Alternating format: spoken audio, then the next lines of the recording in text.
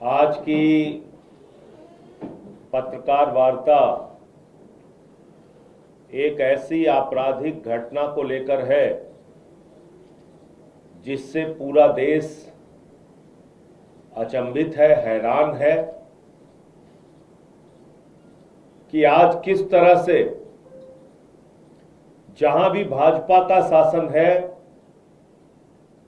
अपराध चरम पर है, हत्या की, लूट की घटनाएं हो रही हैं, अपहरण की, गैंगरेप की घटनाएं हो रही हैं, व्यापारियों पर फायरिंग की, वसूली की घटनाएं हो रही हैं और बावजूद इसके इन अपराधों पर नियंत्रण पाने में पूरी तरह से भारतीय जनता पार्टी की सरकारें, चाहे वो केंद्र की हो या राज्य की हो, विफल है, फेल है। अभी मौजूदा जो मामला है बाबा सिद्दीकी की हत्या का, विजयदशमी के दिन महाराष्ट्र सरकार के पूर्व मंत्री, जिनका बेटा खुद मौजूदा एमएलए है, सत्ता पक्ष के नेता थे,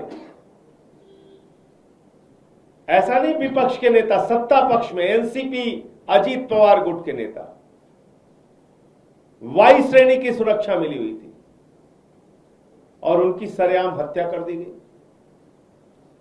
बाबा सिद्दीकी की नृशंस हत्या कर दी गई सरेआम। दिल्ली के अंदर एक जिम के मालिक की हत्या कर दी गई। देश के अलग अलग जगहों पे तमाम आपराधिक घटनाओं का करणी सेना के अध्यक्ष की हत्या कर दी गई।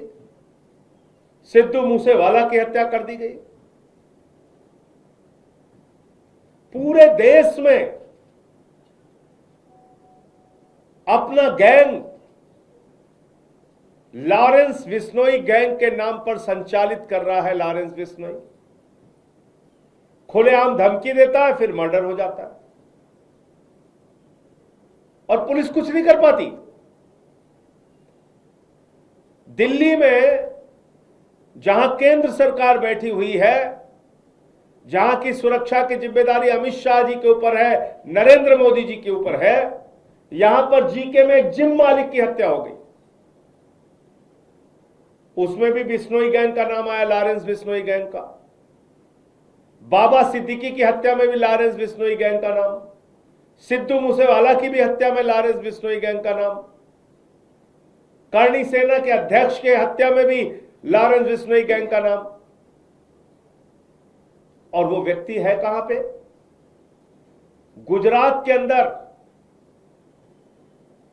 गुजरात की जेल से पूरे देश में गैंग को संचालित कर रहा है और पुलिस कुछ नहीं कर पा रही।